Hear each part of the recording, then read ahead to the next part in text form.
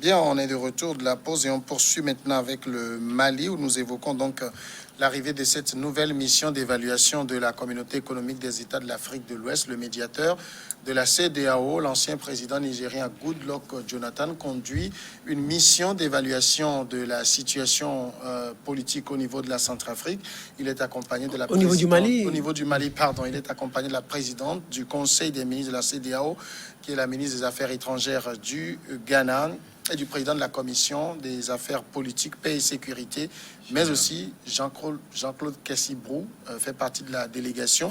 Ils ont eu un entretien hier mardi avec le président de la transition et ce mercredi, ils ont rencontré donc le premier ministre Choguel Maïga, Olivier Alabi, pour la CEDEAO. Il s'agit de faire le suivi et de s'assurer que la nouvelle forme de transition respecte le calendrier.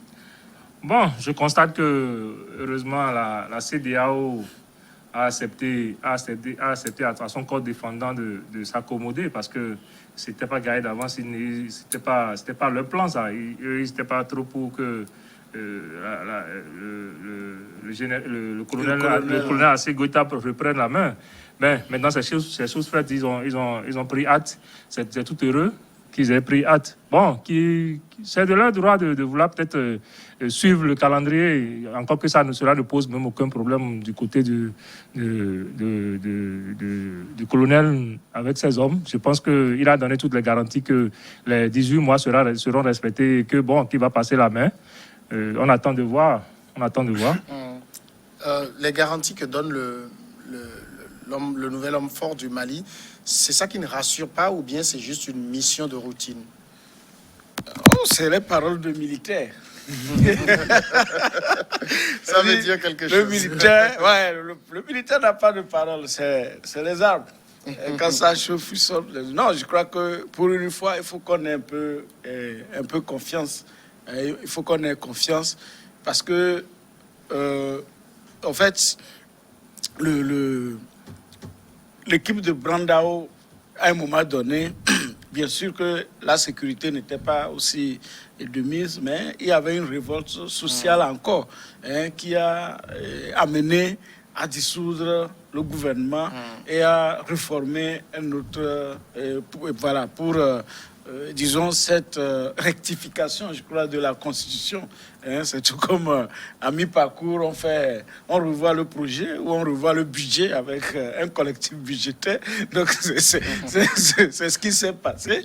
Donc, je crois que on doit essayer, on doit avoir confiance à Assimi Goïta.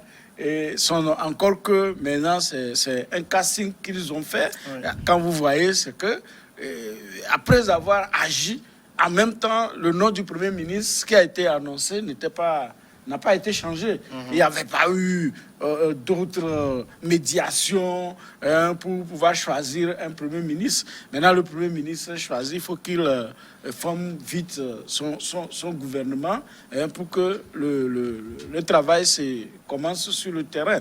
Donc, la CEDEAO, on la félicite beaucoup pour avoir pris, disons,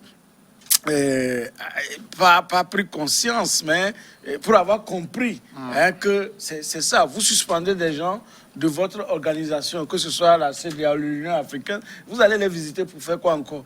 Vous les avez suspendus, oui, mais je ne sais pas. C'est-à-dire qu'au lieu de dire nous avons suspendu, vous maintenez les gens et avec de bonnes relations. Vous les suspendez et maintenant c'est vous qui courez derrière eux pour dire, bon, respectez. Est-ce qu'ils sont pressés de revenir dans la CEDEAO et dans l'Union africaine? Moi, je ne pense pas. Le problème aujourd'hui, c'est le Mali. Tous les jours, c'est les attaques djihadistes ici et là. Donc, tout le monde devait aider aujourd'hui ces pays-là. On a vu le cas la dernière fois du Burkina, où près de 200 personnes ont été comme ça liquidées. Et la CEDEAO, l'Union africaine ne disent rien. C'est là-bas, ils devaient faire les réunions pour voir comment véritablement lutter contre le djihadisme. Donc, on ne voit pas là où il faut mettre la pression, là où il faut faire du travail sérieux pour que ce fléau-là, ces fléaux disparaissent sur notre continent, mais c'est lorsque les gens essaient de rétablir l'ordre, parce que il faut voir, depuis Ibeka, c'était un peu le désordre. Donc aujourd'hui, les Maliens ne sont plus dans la rue pour crier contre leur gouvernant. Le Premier ministre est nommé, quitte à lui de rapidement faire son gouvernement pour que le mandat social qui a été prononcé par Assimi Goïta et la lutte contre le terrorisme prennent vraiment corps pour que le Mali aboutisse rapidement dans le délai à des élections présidentielles et libres. Alors ici, la CEDEAO qui est au niveau du Mali, c'est dans le cadre de sa mission de routine, accompagner le Mali jusqu'à la fin de la transition. Mais comment elle veut accompagner le Mali du moment où elle suspend le Mali de ces instances? C'est-à-dire ce que je ne comprends pas avec la CEDEAO. C'est paradoxal. Oui, c'est paradoxal. C'est paradoxal. On se dit, c'est quelque chose qui n'existe pas, en fait, qui ne devrait même pas exister. On dit soit la CEDEAO est ferme, ou soit elle n'est pas. Elle a été ferme. Timidement ferme. Elle a été timidement ferme en demandant à Goïta, en maintenant Goïta à sa place et en lui imposant un civil comme Premier ministre. Et en le suspendant, c'est timidement ferme. Et du jour au lendemain, la CEDEAO qui débarque encore au Mali. Mais je ne comprends pas. Qu'est-ce qui se passe? C'est moi qui ne comprends pas vraiment les thèmes de transition. Je me rappelle, tout le monde s'en rappelle, la transition au Burkina Faso, Blaise Compaoré a été chassé du pouvoir. On n'a suspendu aucune institution. Il y avait la Cour constitutionnelle, les institutions de la justice qui fonctionnaient, tout fonctionnait. Donc il y avait un président qui était arrivé, Kafando. Il me semble qu'il avait prêté serment. Et lui et Zida, ils ont dirigé le pays. Il n'y a eu aucun problème. La Constitution était toujours là. On n'a pas suspendu la Constitution. La Constitution était toujours là. Mais revenons un peu au cas tchadien. Je dis bien tchadien. Regardez, il y a des militaires qui ont pris le pouvoir. La Constitution, elle a été suspendue. La Cour constitutionnelle, les institutions de la République suspendues. Maintenant, il y a une nouvelle constitution pour les militaires, c'est-à-dire qu'on appelle la charte. Qu'on appelle la charte. On n'a même pas eu droit à une quelconque prestation de serment au niveau du Tchad. Si, à moins que je me trompe. Ben, il y a l'intronisation qui a été faite. Oui, Macron qui est venu, ils ont intronisé. C'est le fils. Avec tous les chefs d'État. Donc, il n'y a pas eu une investiture formelle, comme cela devrait se faire constitutionnellement. Ça n'a pas été le cas. Mais regardez, au Mali, il y a encore un coup d'État qui se perpètre. Dans un coup d'État, oui. Dans un coup d'État, vous imaginez? Dans ces situations, les institutions devraient être dissoutes. Maintenant, le gars, c'est lui qui viole les lois de la République, la constitution du pays. Maintenant, il vient, il prête serment sur la loi qu'il a violée. Et devant des juges régulièrement installés. Vous imaginez? Mais on est où là? Je ne comprends pas ce qui se passe au Mali. C'est-à-dire, moi, je viole la loi du pays, et maintenant je prête encore serment sur la même loi devant des juges qui devraient me rappeler à l'ordre pour me dire, monsieur, vous avez violé la loi. On ne voit pas toutes ces choses. Et le lendemain, juste la CEDEAO qui débarque sur les lieux, mais je ne sais pas ce qui se passe. Je ne sais pas ce qui se passe. C'est-à-dire, soit on ferme les yeux sur ça, mais on est en train de créer d'autres débits. On est en train de créer d'autres Kadhafi et on est en train de créer des précédents dangereux pour l'avenir du continent. Des jours à venir, je suis sûr et certain qu'il y aura des militaires qui vont se soulever dans des pays et qui ont fait des coups d'État et qui vont rester au pouvoir et vont nommer des premiers ministres comme civils. Bon, je voulais réagir. En fait, Fumain, je voulais... Ça, tu ne fais qu'amener de l'eau à mon moulin quand je parlais tout à l'heure de la France. Tout ça, tu viens de parler du cas de Burkina Faso, du cas du Tchad, du cas du Mali. Encore que le cas du Mali, c'est un problème très profond. C'est plus profond même que tout ce qu'on est en train de voir, le cinéma qu'on est en train de voir. C'est très profond. Et moi, je dis, quand on t'explique le cas du Mali, le problème du Mali, si le coup d'État qui a été fait là, devait être refait, moi, j'allais supporter ça. Vous pouvez le supporter. Moi, je vais toujours le condamner. Je ne serai jamais d'accord avec ce coup d'État. Non, laisse-moi finir. Pourquoi? Parce que il faut que la CEDEAO, l'Union africaine, comprennent que les dirigeants d'un pays ne sont choisis que le peuple qui veut le diriger. Et tant que le peuple dit que je ne veux pas de ce dirigeant-là, comprenez que c'est le peuple qui dit que je ne veux pas. Pourquoi quand Assimi Goïta fait le coup d'État, la population n'est pas rentrée dans la rue pour dire non, on ne veut pas ramener Ibeka? Pourquoi quand il a fait le coup d'État et puis là on a nommé le président comment on appelle et Bandao et qu'il a encore renversé Bandao, pourquoi la population du Mali, les gens de M5 là n'ont pas sorti pour dire non, ramène-nous Bandao. Nous, on ne veut pas de toi. On serait assez... Quand on a fait le coup d'État au Burkina Faso, moi j'étais au Burkina Faso, quand on a fait le coup d'État au Burkina Faso, et que, comment on appelle, et l'autre là, Zida a pris le pouvoir. Les gens sont rentrés dans la rue pour dire non, on veut un civil. J'étais encore en Côte d'Ivoire, à Ouaga. Les gens sont rentrés dans la rue pour dire on veut un civil. On ne voulait pas de Blaise, mais ce n'est pas d'un militaire qu'on veut. Vous avez fait le coup d'État, vous avez chassé Blaise. Mais maintenant, allez dans les casernes, ramenez-nous un civil pour conduire la transition. Parce qu'on savait quand vous allez durer. C'est parce que le problème du Mali est plus profond que ce qu'on voit. En fait, c'est parce que comment on peut condamner et comment on appelle Assimi Goïta pour le coup d'État et ne pas condamner et comment on appelle et ne pas sanctionner et le fils de Déby qui prend le pouvoir après son père, après tout ce temps.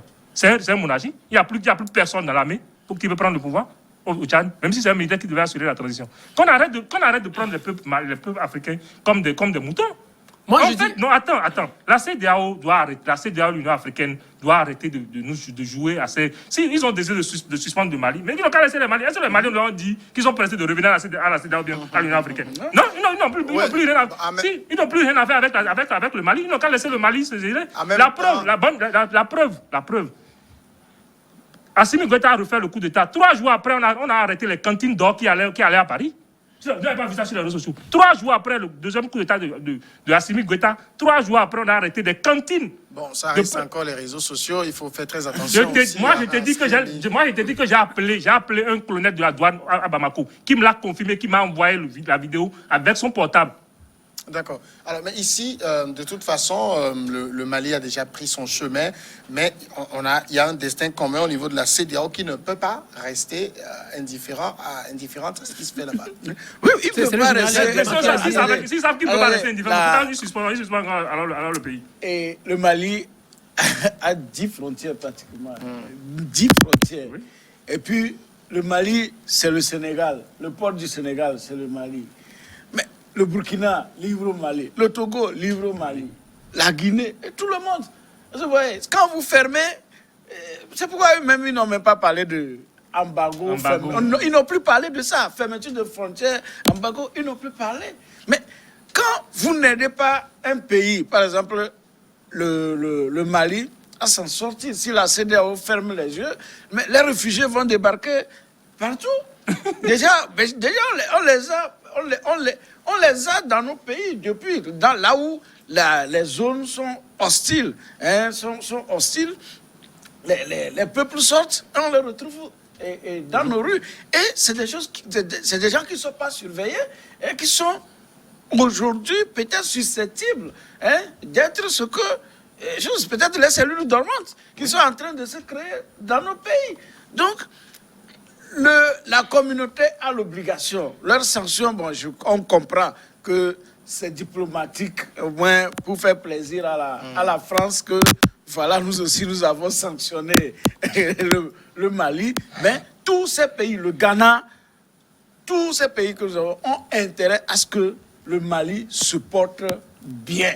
Si le Mali ne se porte pas bien, si tous ces pays-là doivent s'entendre, maintenant créer véritablement une force pour pouvoir lutter contre le djihadisme.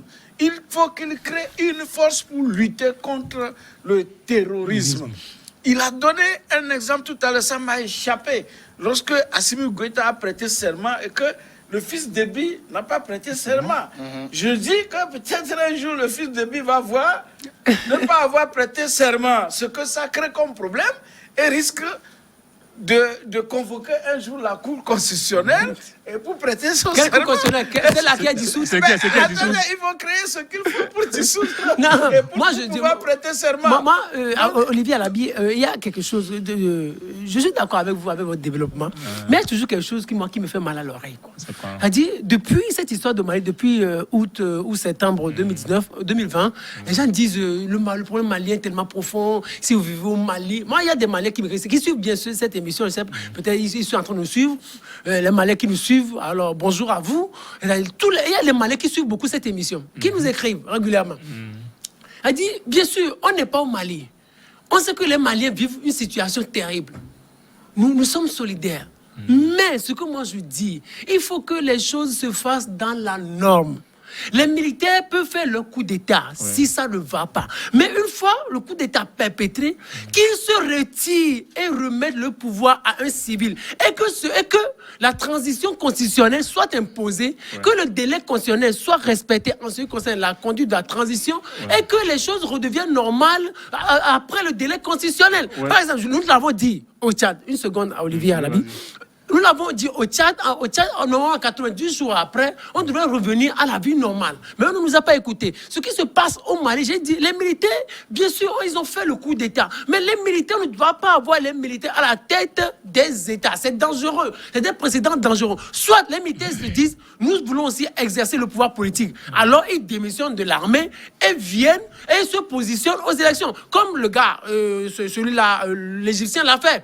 Al-Sisi, après la mort de Mohamed Morsi, après on a organisé les élections, Al-Sisi s'est présenté, personne là n'a contesté le fait qu'il fut candidat, il a été aux élections, il a gagné, il a pris le pouvoir et il a fait cette déclaration. Moi je me rappelle en 2013, il dit, moi, je viens d'arriver au pouvoir, la démocratie, vous l'oubliez pour 25 ans, nous allons nous mettre d'accord pour construire. Ça c'est un civil ça, ou bien c'est un militaire qui parle. Non, mais je suis d'accord avec lui dans la mesure où les choses se sont faites dans la norme. Pour le cas malien, je condamne ce coup l'une des d'État. complicités du Mali, l'une des complicités, regarde, le pays est divisé en deux. On a créé l'État de la Zawad, quelque part. On revient, non? Oui, mais plus sur le Mali. Oui, l'État de la Zawad, quelque part. Il faut que Puisque je sors de la pause, peut-être au retour, je vous donne une minute pour en parler rapidement. On va à la pause et on revient après. Tu sais le problème du Mali, hein?